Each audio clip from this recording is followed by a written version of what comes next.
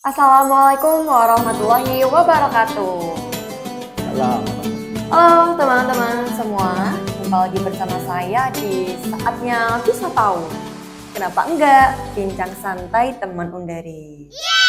Nah, teman-teman, sebelum kita podcast hari ini, sebenarnya saya mau mengucapkan selamat menunaikan ibadah puasa 1447 Hijriah. Semoga puasa kali ini teman-teman diberikan ibadah yang lancar dan berkah.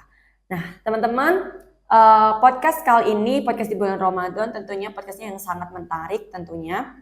Tak lupa juga tamu hari ini juga sangat menarik juga, yaitu kita kedatangan tamu yang sangat spesial, kedatangan tamu seorang wakil rektor, yaitu adalah Bapak Dr. Ayep Rosidi, MPDI. Ya, Assalamualaikum warahmatullahi wabarakatuh. Waalaikumsalam warahmatullahi wabarakatuh. Oke, Pak Ayep, hari ini Ya. sehat Pak? Alhamdulillah sehat. Puasa ya Pak? Insya Allah. Insya Allah puasa ya Pak. Nah, Pak Ayep, terima kasih atas kehadirannya Pak Ayep di podcast hari ini Pak. Sama-sama. Hari ini saya mau mengajak Pak Ayep nih ngobrol santai aja sih Pak sebenarnya. Oke. Kita ngobrol hari ini Pak. Temanya ini cukup menarik sih Pak. Ringan tapi juga nanti semoga bermanfaat buat teman-teman. Amin. Temanya yaitu merencanakan amal kebaikan di bulan suci Ramadan. Iya. Itu Pak Ayep temanya hari ini. Iya. Sebelum memasuki tema nih ya Pak Ayep, mungkin mau bertanya. Pertanyaan ini pertanyaan receh sih Pak sebenarnya. Menurut Pak Ayep, bulan puasa kali ini tuh berbeda nggak sih Pak di bulan puasa sebelumnya? Baik, terima kasih. Saya sapa dulu ya. Ya, boleh. Assalamualaikum warahmatullahi wabarakatuh.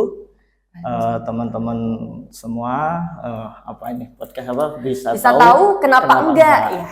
Baik, tadi Mbak Woro tanya beda enggak ya bulan Ramadan kali ini dengan bulan Ramadan kemarin. Vibes-nya. Oke, jadi sebenarnya kalau kita umat Islam mengetahui apa yang ada di bulan Ramadan itu, sesuai hadis Nabi, Rasulullah pernah bersabda, itu seandainya umatku tahu apa yang ada di bulan Ramadan, maka mereka akan meminta atau berharap bahwa 1 tahun itu adalah bulan Ramadan semua. Ya, jadi karena bulan Ramadan itu sangat istimewa. Ya, malah beda enggak dengan yang tahun-tahun kemarin. Ya semestinya setiap tahun itu harus meningkat. Jadi pasti berbeda lah gitu ya. Semangat kita harus di-push terus untuk bisa memanfaatkan bulan Ramadan ini untuk ibadah kepada Allah Subhanahu wa taala. Oke, jadi kita harus lebih semangat lagi ya Pak. Betul. Tentunya ya daripada bulan Ramadan yang lalu. Oke, mungkin kita langsung aja masuk materi ya Pak, masuk tema tadi yaitu merencanakan amal kebaikan di bulan suci Ramadan. Nah, ada pertanyaan nih Pak untuk Pak Ayep. Kenapa sih Pak kita itu perlu merencanakan amal kebaikan di bulan Ramadan? Kenapa harus merencanakan? Terus amal apa aja itu? Baik, jadi sebenarnya begini teman-teman semua, bahwa merencanakan amal kebaikan itu tidak hanya terbatas di bulan Ramadan. Di setiap hari kita harus punya rencana dalam hidup ini untuk berbuat baik. Ya. Cuman karena ini spesial di bulan Ramadan, maka ini harus kita betul-betul rencanakan apa yang mau dilakukan di bulan Ramadan ini. Dalam Islam itu ada waktu tertentu, tempat tertentu yang memiliki keistimewaan. Ya. Contoh misalkan di dalam 1 minggu setiap hari itu ada hari Jumat. Hari Jumat itu disebut dengan Sayyidul Ayyam, rajanya hari. Artinya di hari Jumat itu ada beberapa keistimewaan dibandingkan hari-hari yang lain. Kemudian dalam tahun juga ada dari 12 bulan itu juga ada namanya Sayyidus Suhur. Sayyidus Suhur itu adalah rajanya bulan yang memiliki beberapa keistimewaan ya di bulan Ramadan ini. Oleh karena itu kita harus betul-betul rencanakan nih untuk bisa mendapatkan keistimewaan yang ada di bulan Ramadan. Bagaimana caranya? Caranya itu dengan kita juga mengistimewakan bulan tersebut. Jadi kalau Mbak Woro ingin mendapatkan keistimewaan yang ada di bulan Ramadan, Ya. caranya ya kita harus mengistimewakan bulan Ramadan itu.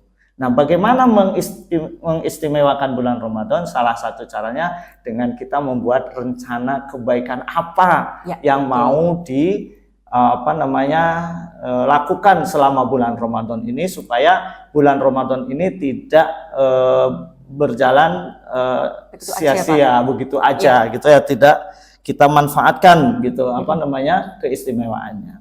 Ini juga ada dalam hadis qudsi. Jadi hadis qudsi itu adalah hadis yang redaksinya dari Allah, kemudian bukan redaksinya, substansinya dari Allah. Jadi isinya itu dari Allah, redaksinya dari Nabi Muhammad. Nah, itu yang membedakan dengan hadis yang biasa. Hadis yang biasa redaksi dan isi dari Nabi Muhammad semua. Kalau hadis qudsi substansi dan dari Allah, kemudian redaksinya dari Nabi Muhammad. Nah, di dalam hadis qudsi disebutkan bahwa Rasulullah SAW bersabda, Innallaha katabal hasanati wassayyiati.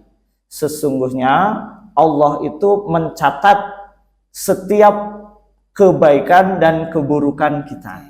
Ya, jadi apa yang kita lakukan baik dan buruk itu dicatat oleh Allah. Summa bayyana dzalika. Kemudian Allah menjelaskan bagaimana cara mencatatnya. Nah, ini lanjutan hadisnya saya sampaikan. Di sini lanjutannya adalah faman hamma bihasanatin, barang siapa yang merencanakan satu kebaikan, ya, falam ya'malha, tetapi amal kebaikan yang direncanakan itu tidak sempat terlaksana. Mungkin karena ada sesuatu hal, contoh misalkan Mbak Woro sudah ngumpul-ngumpul uang nih, besok mau kurban gitu ya. Udah terkumpul 3 juta cukuplah untuk iuran sapi. Dilala mungkin Mbak Woro sakit atau mungkin Bapak Ibu sakit, yang ada kebutuhan lain yang itu harus ya, pengobatan itu harus dilakukan dan biaya yang ada ya hanya itu. Nah, maka ketika biaya itu pakai berobat, akhirnya kan nggak jadi itu kurban. Nah, tapi dalam hati Mbak Woro kan sudah niat, sudah merencanakan mau kurban. Insya Allah itu kalau menurut hadis ini sudah dicatat sebagai satu pahala kebaikan yang sempurna. Jadi kataballahu ta'ala hasanatan kamilatan. Nah, sebaliknya wa in hamma biha, dan barang siapa yang merencanakan untuk berbuat kebaikan itu kemudian fa'amilaha, lalu dia kerjakan. Nah, maka di dalam hadis ini dikatakan bahwa kataballahu asra hasanatin, akan Allah catat 10 kali lipat kebaikan pahalanya, ya. Kemudian ila sab'ati mi'ati, sampai 700 kali lipat, ila ad'afin kasiratin, sampai berlipat-lipat. Nah, jadi kita berbuat baik, niat berbuat baik, merencanakan berbuat baik, enggak terlaksana, dapat satu pahala kebaikan yang sempurna. Kita berencana berbuat baik, lalu kita laksanakan rencana itu, kita dapatkan pahala yang berlipat-lipat dari Allah. Nah, ini saking Allah sayang sama kita. Tapi sebaliknya nih, wa in hamma bisayyi'atin, barang siapa yang merencanakan kejelekan, ya, falam ya'malha, lalu tidak jadi dilaksanakan tuh kejelekan itu, ya, nggak jadi dilaksanakan. Misal Mbak Woro sudah niat nih besok mau hutang karena mau ada kredit yang nagih gitu, mau bohong gitu ya, karena ada yang mau nagih gitu. Lalu kemudian besoknya Mbak Woro nggak jadi tuh bohong, karena dipikir-pikir nanti kalau bohong nanti mau minjem susah lagi nih. Nah, maka ketika kita merencanakan satu kejelekan lalu kita tidak laksanakan, Allah akan catat justru kita dapat pahala satu kebaikan yang sempurna. Justru malah mendapatkan pahala. Karena apa? Karena kita bisa menghindari bohongnya tadi, karena kita bisa menghindari kejelekannya tadi yang sudah kita rencanakan. Lalu ketika kita rencana jelek itu kemudian kita laksanakan, saking rahman rahimnya Allah, sayangnya Allah kepada kita, itu hanya dicatat oleh Allah sebagai satu dosa, satu keburukan saja. Kalau kita berbuat baik dilaksanakan berlipat-lipat, tapi kalau kita berbuat hanya satu. Nah, disinilah pentingnya kenapa bulan Ramadan yang penuh keistimewaan ini perlu kita merencanakan apa yang mau kita lakukan selama bulan Ramadan ini. Ditarget. Misalkan kalau biasanya nggak jamaah, ditarget nih di bulan puasa ini pokoknya saya harus berjamaah terus. Ditarget kalau bulan biasanya kita baca Quran hanya sisa-sisa waktu kita dari kesibukan kerja, maka di bulan Ramadan kita target nih baca Quran kita bisa khatam berapa kali kira-kira dalam sebulan ini gitu. Sodakoh juga demikian, biasanya kalau yang laki-laki Jumatan sodakoh itu hanya ngisi kenceleng itu hanya seminggu sekali, maka kalau di bulan Ramadan setiap malam full kita siapkan gitu ya untuk bisa mendapatkan keistimewaan bulan Ramadan ini. Harus kita rencanakan. Harus kita target ya Pak. Betul. Kita target. Jadi kalau kita berniat baik, sudah pasti Allah itu akan mencatat ya Pak. Betul. Kemudian kalau kita sudah berniat jelek pun dan itu tidak jadi dilaksanakan pun, kita juga akan mendapat pahala juga ya Pak.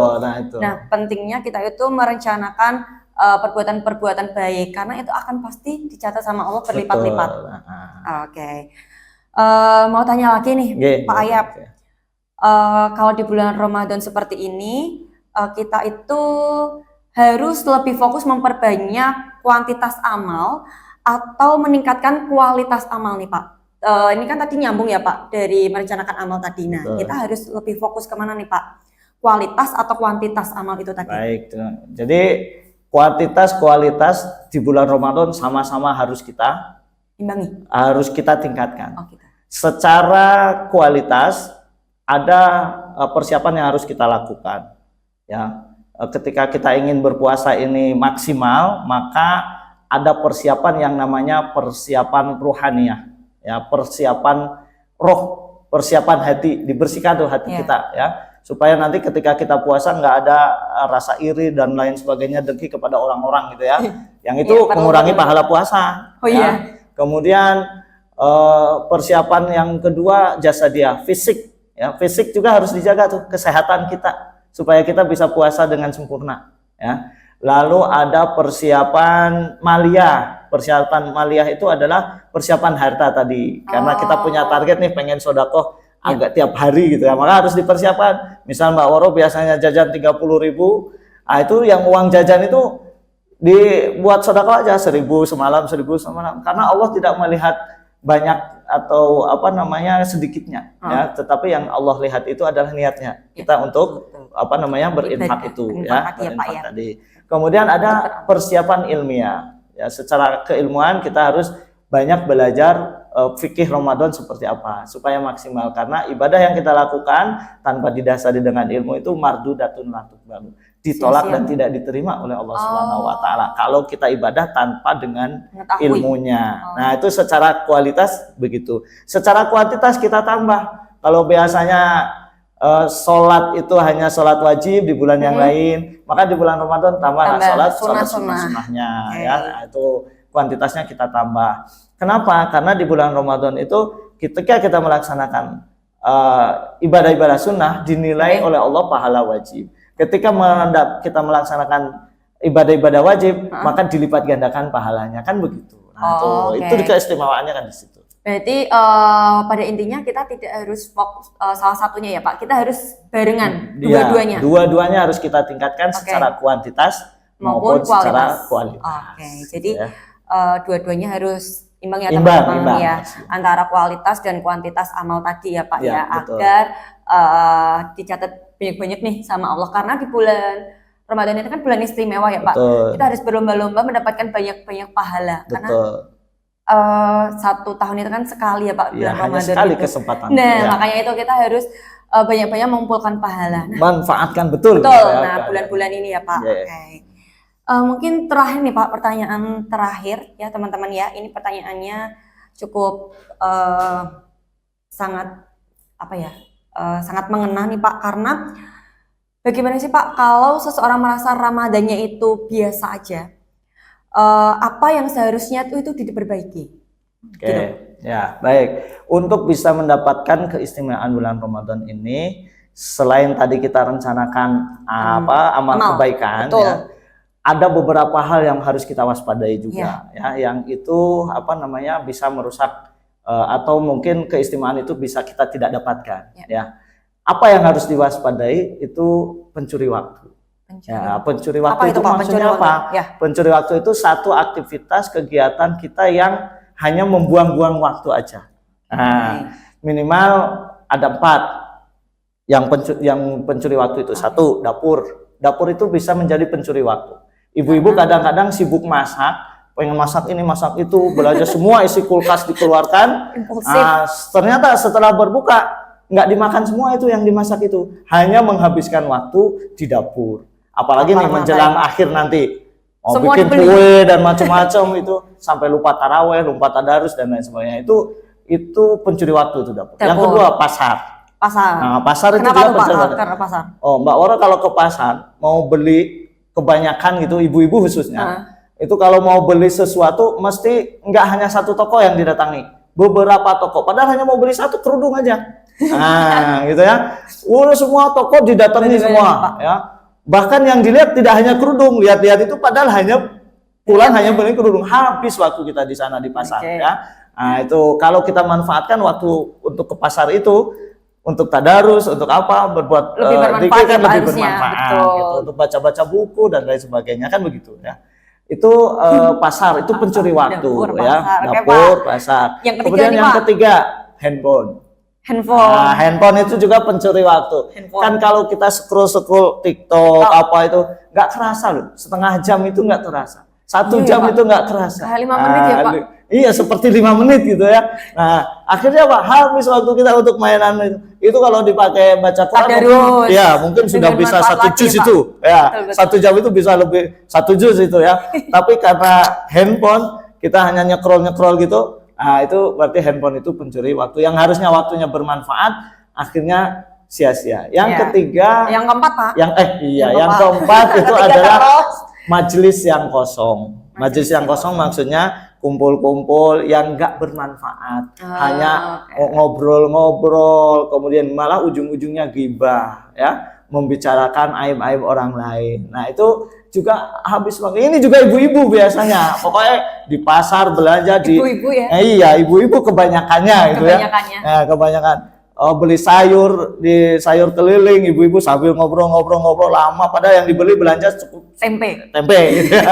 Tapi ngobrolnya yang lama dan ngobrolnya itu nggak bermanfaat gitu, hanya menggunjing, menggibah dan orang-orang yang menurut mereka asik untuk digunjingkan gitu. Nah, itu juga kan pencuri waktu. Info terbaru ibu-ibu. Ya, betul. Tapi hati-hati di masjid juga kadang-kadang begitu. Kadang info itu juga banyak didapatkan dari masjid. Tapi kan niatnya kan bertukar informasi. Betul, mungkin Pak. Ya. Cuman itu yang harus kita waspadai ya. Jadi selain tadi harus kita rencanakan kebaikan, juga ada beberapa hal yang harus kita waspadai ya. Dan itu semua biasa terjadi dalam kehidupan. Dapur, pasar, handphone, dan majelis yang kosong. Nggak ada lago lah gitu, nggak ada manfaatnya. Obrol-obrol yang tidak bermanfaat itu pencuri waktu juga itu ya. Harusnya lebih bermanfaat, justru menjadi tidak bermanfaat. Itu tadi ya Pak Ayap ya. Wah, nggak kerasa nih Pak Ayap, tadi udah banyak sekali kita berbincang-bincang, mulai dari merencanakan amal dan harus waspadai hal-hal yang harus kita hindarkan ya Pak. Salah satunya di bulan Ramadan ini. Karena bisa jadi pahalanya kita langsung kesedot ya Pak. Betul. Niatnya kita mau nabung pahala, justru pahalanya tadi kesedot habis, nggak jadi mendapat pahala gitu. Nah, mungkin nih Pak Ayap sebelum kita closing, Pak Ayap ada pesan dan kesan untuk teman-teman yang ada di rumah di bulan Ramadan ini. Baik, untuk teman-teman yang ada di rumah, mari kita manfaatkan usia yang Allah berikan di bulan Ramadan ini untuk betul-betul kita mendapatkan keistimewaan di bulan Ramadan. Seperti tadi kita rencanakan amal kebaikan apa yang mau kita lakukan selama 1 bulan, dan waspadai terutama pencuri waktu yang 4 tadi ya. Semoga kita semua bisa mentuntaskan ibadah Ramadan kita sampai paripurna, sampai selesai. Amin. Dan kemudian kita menjadi pribadi yang bertakwa. Sesuai dengan tujuan dari puasa itu adalah membentuk ketakwaan secara personal gitu ya. Jadi manfaatkan betul waktu kita untuk beribadah kepada Allah Subhanahu wa taala. Amin amin ya.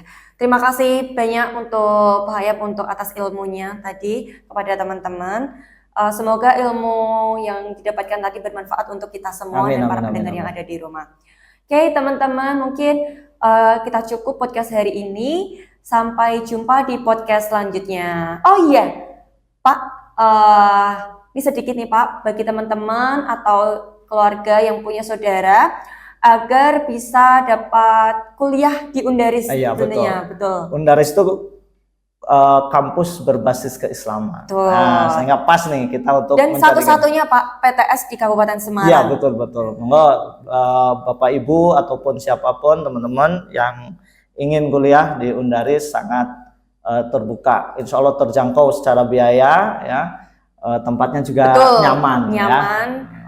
Masih hijau-hijau semua dan sejuk. Seger ya, sejuk. Nanti kalau jangan bingung, nanti linknya ada di bawah ini ya teman-teman ya. Nanti teman-teman bisa langsung mendaftarkan siapapun itu langsung ke pmb.undaris.ac.id.